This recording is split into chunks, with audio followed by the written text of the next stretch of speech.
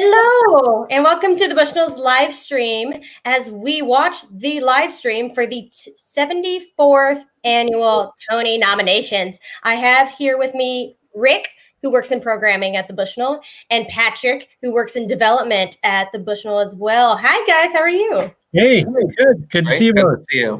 Thank you for joining us, guys. Both Patrick and Rick have been Tony voters in the past, so we thought we'd bring them on ahead of time, just 10 minutes ahead of nomination announcements, to see what they think about this year. It's a very different year, as you know. Typically, nominations are back in April, and here we are in October, finally hearing from the Tony Committee. So, guys, what do you think of this season so far? We have half of the amount of shows available for nominations this year than in previous years. What are you excited for in this very unique season? Patrick? Sure. Yeah. I mean, I'm just glad that the Tony Awards, they're putting something together. It's so exciting to be able to just, as a theater community and for theater lovers, to come together, to be able to watch the Tonys and hopefully see some performances and celebrate some of the incredible work that's been done over the last year. It's been a while since we've all been in the theater, so I think it'll be a nice glimpse of not only what was on our stages, but hopefully, I'm sure they'll be promoting, what's to come as well next year. Yeah, it will be a really exciting reunion for our community, just to be together, even in a digital form. This is going to be really exciting. Rick, what are you most excited for? Yeah, so same as Patrick. I mean, so much of the conversation in New York on Broadway has been about the huge challenges that we're facing. The number of people who are out of work, the shows that have lost all their momentum. The financial implications of the shutdown are just enormous and weigh so heavily on people in the industry that a chance to just celebrate some of the great work that was out there. A huge disappointment that the season got cut in half, and it was such a hard decision. And it was back and forth on how to proceed with the Tonys. Do we just hold them and bundle them up with the shows that will eventually be opening? Now it's looking more like, we've just got this truncated season from last year and virtually no season from this year, because, of course, the announcement was just made recently that Broadway will be closed until at least May 30th. So that basically means that there's no new shows in this year. So then the Tonys will then jump ahead, hopefully, to a full season the following year. So, but it is nice to, to have a way of looking back at the wonderful shows that were on Broadway at the time of the shutdown. Absolutely. Now, there are 14 plays and 4 musicals that are eligible. And like I said earlier, that's about half of the amount of shows we usually see. So what does that mean for these categories? There's only 4 musicals. Do we think they're all going to be nominated? Do we think there's any categories that will be missing this year? Patrick, can you kick us off? Sure. Yeah, I think there's been a lot of discussion. I mean, at least, with a lot of my friends who work in the industry, I'm curious how they're going to structure each category in terms of, will there be, 3 people nominated or 4? I think, because it's such a, abbreviated list of shows, I wonder if it will be better to sort of change that to, 2 or 3, how will they structure that? So I'm definitely looking forward to seeing how they present this today. I think that's particularly true for the musicals category. Yeah. The one that we tend to focus on more. The Bushnell being largely a presenter of touring musicals, there just aren't a lot of straight plays that go out on tour. So we're more focused on the musical category. And of course, we only have 4 nominees. There's just not that much to choose from. So it is harder. And I know certain categories, I think that there is no best revival because none of the revivals had opened yet. We were waiting for Music Man and Company to open. And then even best original score. Only Percy Jackson has an original score. The other 3 musicals up for best show are all composite music from other sources. Wow, that's going to be so crazy to watch. But I hope they all get a nomination, because even nominations help with the show. But yeah, Rick, could you talk speak to that a little bit more? How nominations and Tony Awards for these shows help these shows on Broadway or don't? Yeah, so that's a really good question, and so usually by the time the Tonys come out, the shows have established themselves on Broadway. It does help. Where it really helps is on the road.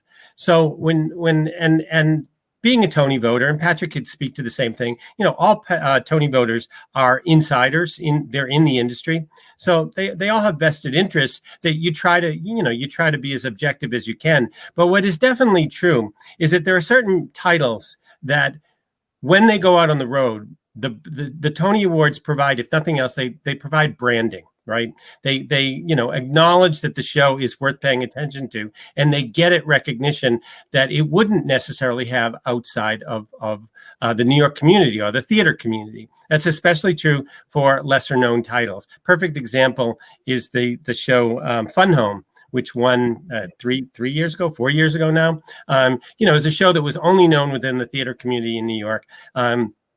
Won the Tony, and then was able to go out and have a successful tour. Had it not won an award, I think that would have been a really tough show to put out on the road. Now, other shows, like this year, we have the Tina Turner musical is up for nomination. Hope it does well. It's got some really strong elements to it, but that's a show that when it goes out on the road, whether or not it wins the Tony Awards, it probably is going to rely far more on the enormous fan base that Tina has around the world for its success. Yeah, excellent. So, Patrick, can you speak to how there are a couple shows that did open before the shutdown or opened like literally the night before? Why are they included here as a Tony voter? What does that mean? Why couldn't they have made this cut? Yeah, so I believe that between the Broadway League and the nominating committee, they decided that the date was going to be February 19th that they chose. So any show that had not opened prior to that date was not eligible. That's just for this year, right? Correct. Yeah, that's just for this year. Yeah. And the logistics of it are simply that we are, as voters, we are sworn to vote only in categories where we have seen every show that's up for nomination. Right. And of course, the challenge is getting into New York. I had a schedule. I was prepared to go in. The Broadway League annual conference takes place in May, and we're all in New York for a week. And it's a great time to just fill your calendar. I had 6 shows that I was scheduled to see that week. And of course, we missed out on all of them. So as a voter, it makes it really difficult. Yeah. Usually, in terms of the Tony voter season, things tend to pick up in April, May, and June. You predominantly see most of the shows that are nominated in May. I remember a period of time where I was seeing 3 or 4 shows a week during the month of May or even early June.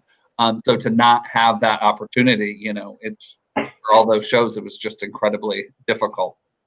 Now, why do you think that's the season for it? Because a lot of the shows that are nominated or eligible for nomination today opened back in the fall of 2019. So why do you think Tony voters wait until that last couple months? Because we're human beings and that's what we do. Yeah, and I think also, summer is such a prime period of time where there's a lot of tourists who are coming to New York. And so, having the Tony Awards, before that period of time helps with those shows' ticket sales as well. So that's definitely, in my own thinking, why, there's a huge uptick in a lot of those shows and a lead up to the Tony Awards. In a normal year, there are a lot of shows to see. And if you're in New York, it's a lot easier. If you're outside of New York and you're, to make the commitment to get into the city to see all the shows. I know Tony voters who are, like from the West Coast. Yeah. And what they'll do is, they'll come in 3 or 4 times a year and pack in as many shows as they can. But the reality is, you get toward the end, it's like, oh, I still have 8 or 10 shows to see. And, so in May, and it's all a scheduling issue. And how many shows do you see a year as a Tony voter, would you say? So I go for, my objective is always to see all of the musicals and all of the revivals, because those are the shows that will definitely be on the road that we'll be choosing from, which is, of course, my job function at the Bushnell. And then but beyond that, I will see the straight plays that either I think might tour or that I'm particularly interested in. So, in a typical year, probably, 20 productions that I'll see in New York. Yeah, and I think, when I was living in New York and was a Tony voter, I would usually see somewhere between 35 and 45 shows every season. Wow. That's so fun. And we really miss seeing our shows, but there are over 2,000 people waiting to watch this live stream. I would love to see how many people view these nominations versus in the past, because we're so hungry for this theater. We have 1 minute until it starts. Do you have any final thoughts before we adjourn for the moment to see what the nominations are? And then we'll come back at the end to hear Patrick and Rick's reactions. But in the next 50 seconds, do you guys have any exciting tidbits, or what show you think is really going to be nominated, and who's the front line of each category? What are y'all thinking? Patrick? I feel like Moulin Rouge is going to take a lot of nominations there. Just, it's such a big show and such a spectacle in terms of a musical. So I think on the musical side, it will do well for nominations. Yeah, I agree. I think it sweeps in production categories, the set design. Adrienne Warren as Tina Turner. I think it's somewhat of a shoo-in for Best Actress. Good debate on the rest of the acting categories, but should be fun. Oh, so excited. So here in 5 seconds, we're going to hear from James Monroe Englehart, who won the Tony for his role in Aladdin. Let's see it.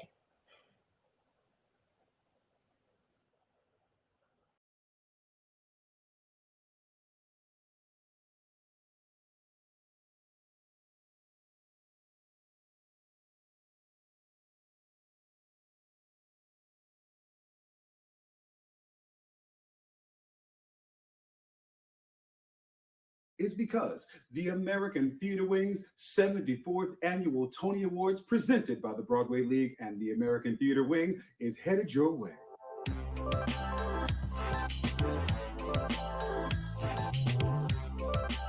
What? You didn't think we were going to have the Tony Awards? Of course we're going to have the Tony Awards. It's just going to be a little different. You see, history has shown us that every great society has had theater at its core. Theater has always and will always survive. Theater is constant. So, from our homes to yours, we are about to cast a light on the great artists and stories that have shaped our lives. Now, when you first receive one of these, the 2 things you'll notice are the shiny, glistening top and the extremely heavy base. Now, why is the base so heavy? Well, it represents the foundation of our theatrical lives, a culmination of years of hard work, collaborations, theater memories, and those who have inspired us. So today, not only do I get the honor of presenting the Tony nominees, but I'll be pulling back the curtain on my theatrical foundation. Y'all ready? Let's do this. I saw the national tour of The Wiz when I was 6 years old, and it changed my life. That show was amazing. It was humongous and glitzy and shiny, and I was obsessed with the lion, so much so that I was kind of acting out in class. So my teacher tells me, Mr. Iglehart, please, if you would just sit down and behave, at the end of class, I will turn on the cast album and let you perform Mean Old Lion for the class. I was good for the rest of the day. I couldn't wait to the end of class. And yes, I got to perform. And yes, I was amazing. Now, let's honor some of the Broadway stories that changed lives this year, beginning with the nominations for Best Play Revival, and Best Musical. And the nominees are Best Play, Grand Horizons by Bess Wall, The Inheritance by Matthew Lopez, Seawall, A Life by Simon Stevens and Nick Payne, Slave Play by Jeremy O'Harris, The Sound Inside by Adam Rapp, Best Revival of a Play. Betrayal.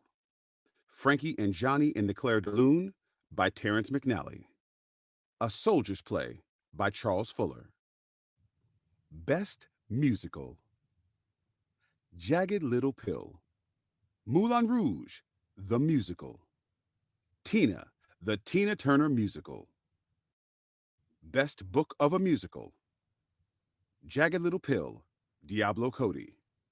Moulin Rouge, the Musical, John Logan.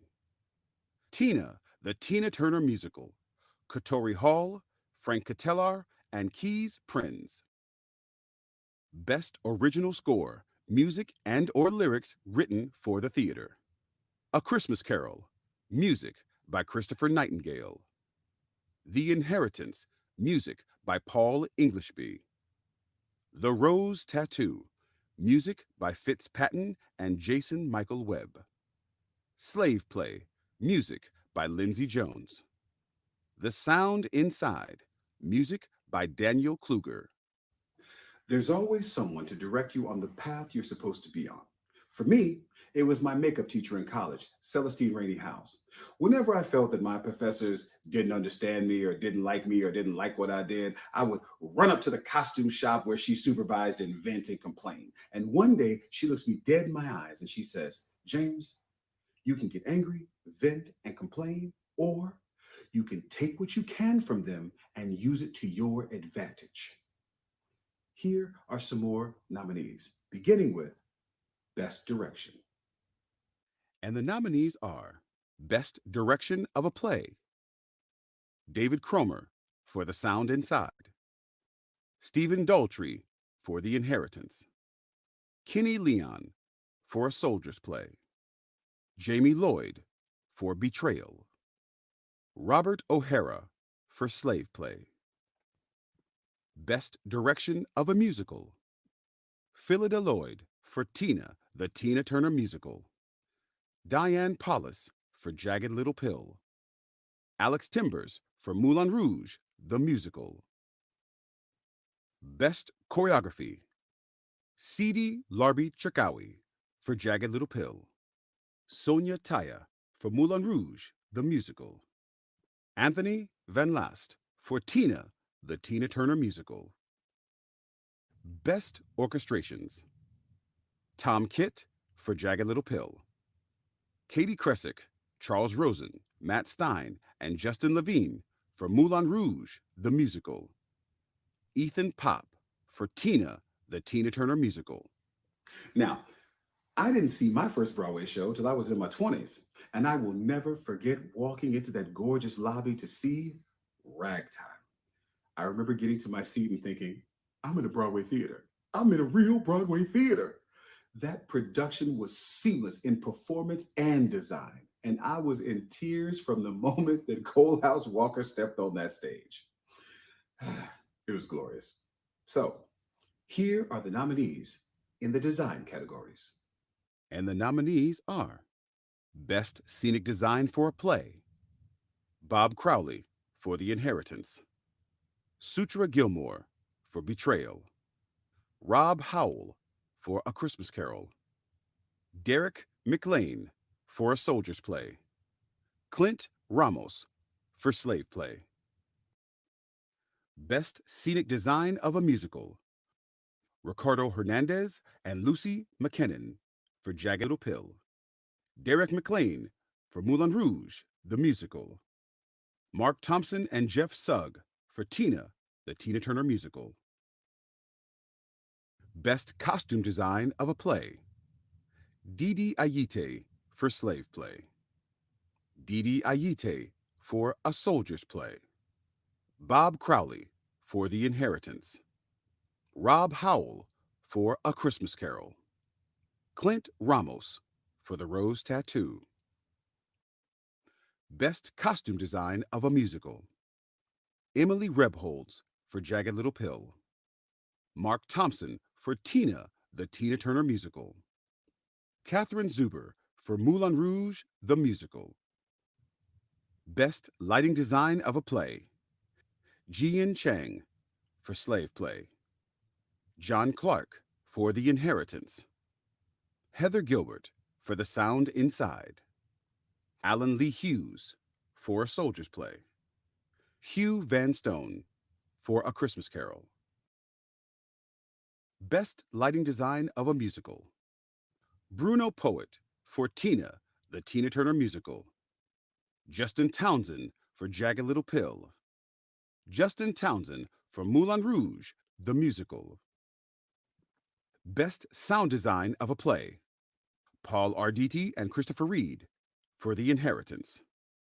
Simon Baker for A Christmas Carol. Lindsay Jones for Slave Play. Daniel Kluger for Seawall, A Life. Daniel Kluger for The Sound Inside. Best Sound Design of a Musical. Jonathan Deans for Jagged Little Pill. Peter Hylinski for Moulin Rouge, the Musical. Nevin Steinberg for Tina, the Tina Turner Musical. People always ask me, what was it like to win the Tony? What were you thinking when you were on the stage? Well, I'll tell you this. I was on the stage, and I was looking out, and I was seeing my friends, and I saw all of the performers I idolized. And then I caught her eyes. The eyes of my beautiful wife. The eyes of my best friend. I'm on that stage, and I look out, and I see her, and I realize I wouldn't be on this stage right now without her. It was her love. It was her support. It was her kindness and her character to believe in me enough to do this. And she's the reason why I got to walk up those stairs and live in that glorious moment that night. Here are the nominees in the performance categories. And the nominees are Best Performance by an Actress in a Leading Role in a Play. Jakina Kalakango, Slave Play. Laura Linney, My Name is Lucy Barton. Audra McDonald, Frankie and Johnny in The Clair de Lune. Mary Louise Parker, The Sound Inside. Best Performance by an Actor in a Leading Role in a Play. Ian Barford, Linda Vista. Andrew Burnap, The Inheritance. Jake Gyllenhaal, Seawall, A Life. Tom Hiddleston, Betrayal. Tom Sturridge, Seawall, A Life. Blair Underwood, A Soldier's Play. Best Performance by an Actress in a Leading Role in a Musical. Karen Olivo, Moulin Rouge, the Musical. Elizabeth Stanley, Jagged Little Pill. Adrienne Warren, Tina, the Tina Turner Musical. Best Performance by an Actor in a Leading Role in a Musical. Aaron Tveit, Moulin Rouge, the Musical. Best Performance by an Actress in a Featured Role in a Play. Jane Alexander, Grand Horizons.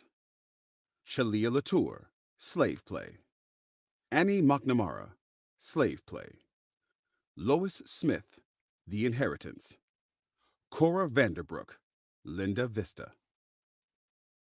Best Performance by an Actor in a Featured Role in a Play. Atu Blankson Wood, Slave Play.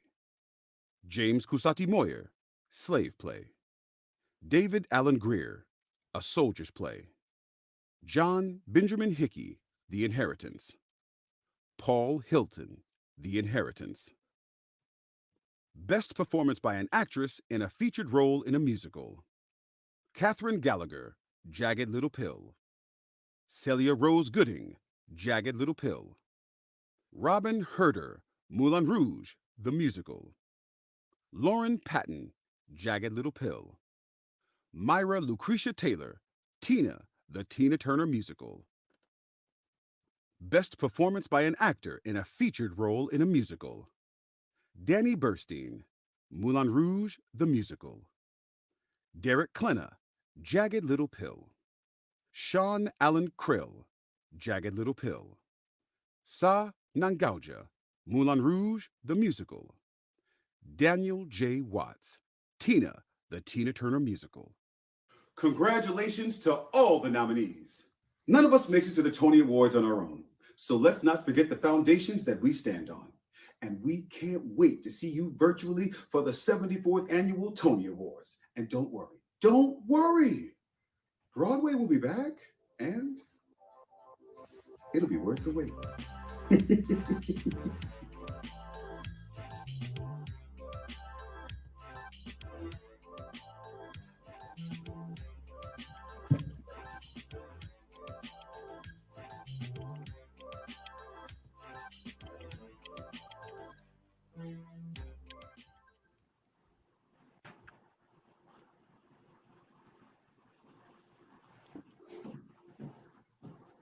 Are you on mute? No. I'm here now. I love how much James Monroe Englehart loves his Tony Award. Like, I love how he presents it and dotes on it as well. So there are a lot of things that caught my eye, but one of the things is Moulin Rouge and Tina and Jagged Little Pill swept all the musical categories. Swept. And unfortunately, I didn't see any nomination for The Lightning Thief, unless I missed that. Did you notice any? It didn't pick up anything. Yeah, it really got snubbed. Yeah. Very interesting. Very interesting. And I also noticed that there was one actor, Aaron Tveit, nominated for Best Actor in a Musical. And I know. Never been nominated before. So does this mean he wins a Tony? Have you guys ever seen anything like this? No. Yeah. I will say he's my pick. So this isn't saying much, but all my picks were in fact nominated. But he's my pick for Best Actor. He just owns that character. And, you know, he's from the original cast. I think almost the entire cast was lifted from the ART, American Repertory Theater Company, that premiered the show in Boston. They took almost the entire cast to New York. And from the moment he got that part in Boston, everybody said the same thing. He's just born to play that role. He's a really captivating actor. And I've been a big fan of his ever since Catch Me If You Can, which I think was probably, 2006, 2007, maybe, Broadway season. But yeah, just a really strong actor. So I'm glad he's gotten this nomination and win. Those who have only seen the movie, not the play, of course, he's playing the role that Ewan McGregor played in the movie. Yeah, I'm a big fan of the movie and the musical. Moulin Rouge is the only thing I got to see this year out of all of these nominations. Yeah. It like you said, it's lush, it's beautiful, and they did sweep along with the other two musicals. Was there anything that shocked you guys in particular? Was there anything shocking or interesting? No, I would just say, I was interested in seeing what the nominating committee would do with Percy Jackson, a show that is produced by dear friends of ours at TheaterWorks USA in New York, who are our co-producers with our Warriors Don't Cry production. It was a big, bold step for them to do a Broadway musical. This is a company that is known for their fine children's theater, but they had a title that they really believed in. They put a lot of work on it and took it to Broadway. It's got a fan base, but I was just curious to see if it would pick up any nominations. Not terribly surprised that it didn't. And then there are 3 strong musicals in the category. These are all 3 wonderful shows, and I'm glad to share that. Whenever we're back to bringing in new shows and not just filling our year with the replacement shows that were canceled from the past, those 3 are at the top of our list to bring to Hartford. That's exciting. That's exciting. Patrick, did you have any immediate thoughts while watching the nominations? Yeah, it was just interesting to see, especially with the musicals too, with those, 3 major contenders, that every single category, it was just a mix of those 3 shows. And also surprised by how many nominations Jagged Little Pill took in. I mean, they do have a larger cast, but so does Moulin Rouge. So yeah, I feel like Jagged Little Pill did really well today. It did. In fact, the count just came in, and they are the leader of Tony. Yeah, that's what I thought. Yeah, with 15. Is that the highest nomination amount, or is it 16? I think Hamilton had 16. I think Hamilton is. Yeah. So the leader hearing that. That's it. The one thing I'd say is that, yeah, there's only, essentially 3 musicals that are nominated. And I wouldn't want people to come away saying, well, of course they were nominated. There wasn't the competition. These are 3 strong shows. Moulin Rouge in particular, it was going to sweep nominations in a year when there were other great shows up. These are 3 terrific, really strong shows in their own right. So it's probably a bit, it's too bad that they didn't have more competition, because I think all 3 of them would have stood out in their own right. Now, nominations don't necessarily mean, like, a lot of nominations don't necessarily mean a lot of Tony wins. Like with Hamilton, they won most of their nominations, but we saw with Mean Girls a couple years ago, they took home no Tonys, but they had I think they led that year in the most Tony nominations. But they're a killer show. It did not harm them at all. Can you talk about that process and what that means for shows?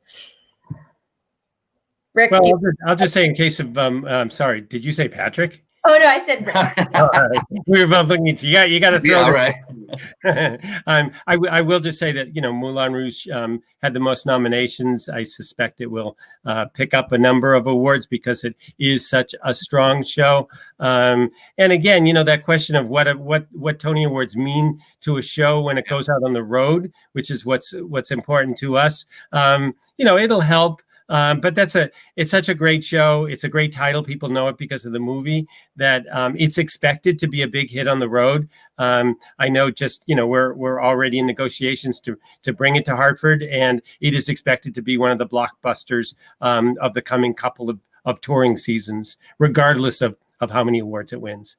Yeah. And Patrick, we've lost your screen, but are you still with us? Can you hear me? I can hear you just fine. Would you also like to speak to Audra McDonald? We saw her name again. She just got her 9th nomination, and she's the only performer in history to win a Tony in every major performance category. Do we think she's going to sweep again? She's a crowd favorite, a Broadway favorite. Did you get to see her play, perchance? Oh, I think we might have lost Patrick. We did. He's going to try to come back. Okay. But did you, Rick, did you happen to see Audra McDonald's show? I didn't. Unfortunately, that was one of the ones I didn't get to see. The straight play that I did see that got a number of nominations is Slave Play, which, for anyone who's seen it, is a really jarring piece of theater. Very, very powerful. Elicits a tremendous response from audiences every night, and some amazing performances. So it was interesting to see a number of nominations for that show. Excellent. So while Patrick's trying to come back in, and if he doesn't, that's fine as well. Just want to wrap with one final thought. We have a lot of shows coming up, whether it was this past season that we didn't get to finish or this season coming up. We have so many Tony Award winning shows. The Band's Visit won Best Musical, Hadestown. We just had Book of Mormon last year, and coming up, we have so many more shows. We still haven't presented Dear Evan Hansen. Dear Evan Hansen. It's coming. And let me just wrap by saying to folks that, we are still going through a period of uncertainty and postponement. But for the most part, the shows that we have postponed will make it to the Bushnell. The only one that we know won't is, I'm completely blanking. Help me out. There's one show that isn't going on the road. For goodness sake. I'll get it. You don't remember, Taylor? We do not have Wicked anymore, and we don't have the Share Show. Share Show, for goodness sake. That's the only show that I know of that was scheduled to go on the road on our calendar. And right now, the producers have not set a date when they expect that show to go on the road. But everything else that we had on our schedule will stay out on the road, and we do have backup dates in place. So it may be a while, but over the next couple of years, all the shows that people have, that our subscribers have tickets to, and that we've announced, will make it to the Bushnell. Excellent. And Patrick, do you have any final thoughts for us before we wrap? Oh, sorry, I cut out. Sorry, I missed all the good stuff. No, yeah, I mean, I'm just so excited to, hopefully have theater back in our lives. sometime soon. And it was even just exciting to hear about these nominations and looking forward to seeing how they present the Tony Awards. Hopefully we'll see some performances, in those Broadway theaters or out in the streets of New York. I think it'll be a really exciting night to see. And then hopefully we'll get everyone back at the theater at the Bushnell, in the coming months. Yep. Yes. I know they haven't announced the date yet for the award show. They're saying it will be sometime in December. So hopefully we'll see you all again then. Yeah. Absolutely. We will host another live fun day like this. We're all dressed up today, but we'll dress up even more for the actual Tony Award when that date is announced. Thank you guys for joining us, and can't wait to see these shows again whenever they're back in the theaters, and especially when they're back on the road and at the Bushnell. Thank you, Rick, and thank you, Patrick, for joining. You're welcome. Thank you, everybody. Thank you. Bye, everyone.